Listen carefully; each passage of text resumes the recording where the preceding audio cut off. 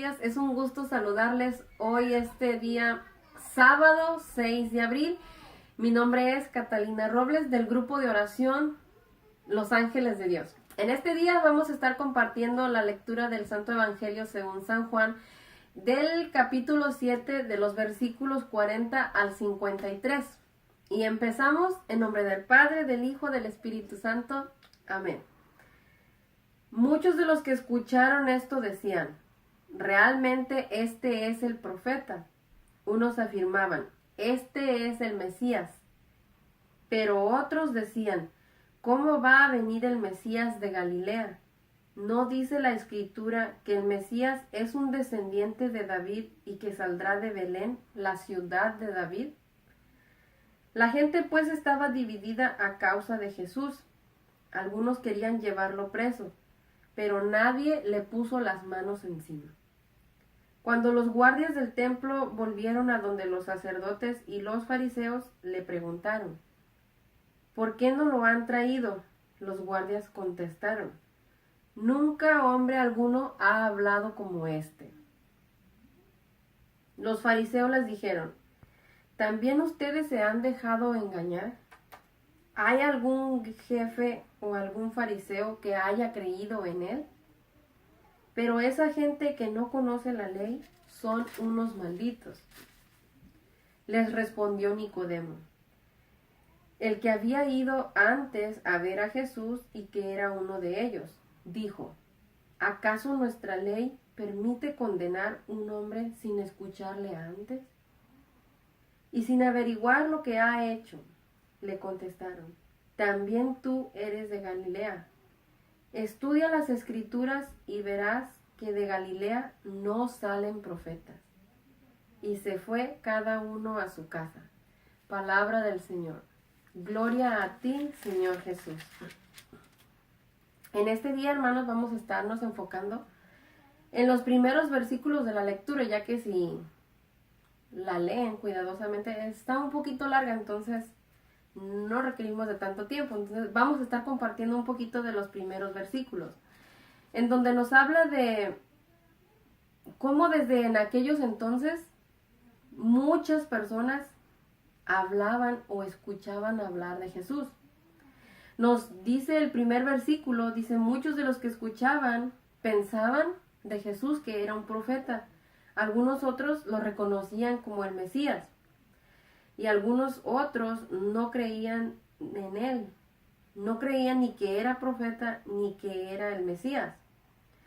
Muchas de las personas dice que se encontraban divididas a causa de Jesús, a causa de lo que él representaba.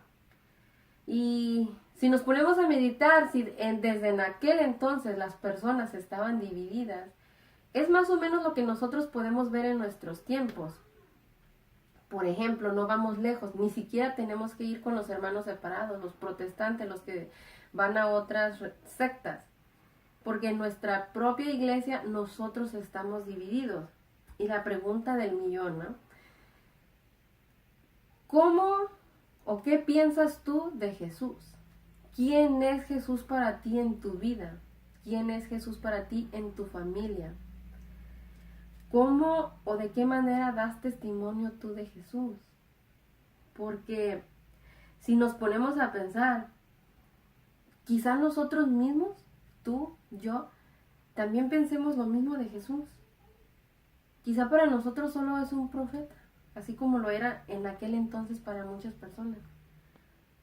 O quizá realmente lo reconocemos como el Mesías, como el Hijo de Dios. ¿Quién es Jesús para ti en tu vida?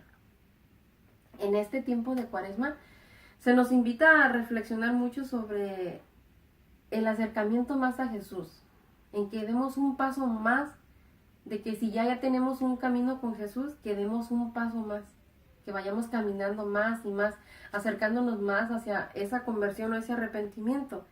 Pero para eso es importante meditar por un instante o reflexionar. ¿Quién es para ti Jesús en tu vida? ¿Realmente lo reconoces como Dios? ¿Lo reconoces como tu Redentor? ¿Como tu Salvador? Como ese Mesías esperado, como nos dice la palabra, como ese Mesías esperado que vino a ponernos en ejemplo, que vino a dar la vida por nosotros y que vino a mostrarnos el camino hacia la vida eterna.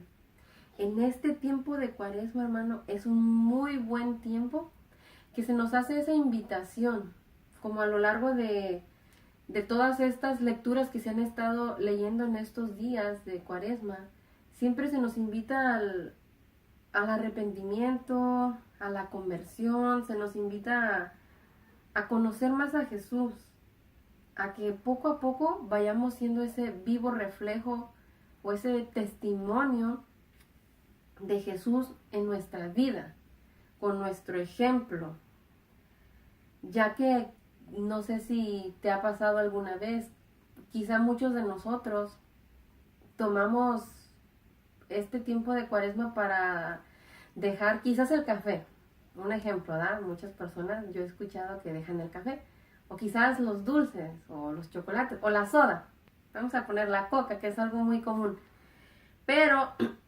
es algo que realmente nos hace daño, pero realmente eso, si nos ponemos a meditar, no es algo que nos ayude mucho a crecer más espiritualmente. Quizás ahora, en vez de dejar muchas de esas cosas, ¿por qué no hacerlo espiritualmente? ¿O por qué no hacerlo en otro aspecto? Por ejemplo, el dejar de criticar, o el dejar de hablar del prójimo, o como muchas veces nos ha hecho la invitación, a orar por los enemigos, como nos dice, a orar por aquellas personas que de repente nos caen mal. La palabra nos dice, la gente pues estaba dividida. Yo no sé si en tu familia, quizás tú quieres dar un paso más adelante, quieres dejar alguna de estas cosas de las que te mencioné anteriormente, o quizás solamente, como te dije, dejar la soda, pero solamente por 40 días, solamente en este tiempo de Cuaresma. Pongámonos a meditar un poquito en esto. No nos encerremos o no nos quedemos con esto de solamente llevar ese cambio, esa transformación estos 40 días, sino que sea algo que lo hagamos durante todo el transcurso del año y primeramente con la gracia de Dios el año que viene, para que vayamos caminando más y vayamos transformándonos más. Como en Gálatas nos dice San Pablo, para que ya no seamos nosotros, sino que sea Cristo el que vive en nosotros. Yo te quiero dejar con esto este día de hoy, hermano, en que te pongas a meditar y a reflexionar. ¿Quién es para ti Jesús en este momento de tu vida? ¿Qué significa para ti? Nos vemos. Hasta luego, hermano. Que Dios te bendiga, que bendiga a ti y a tu familia, que Mamita María te cubra con su santísimo manto.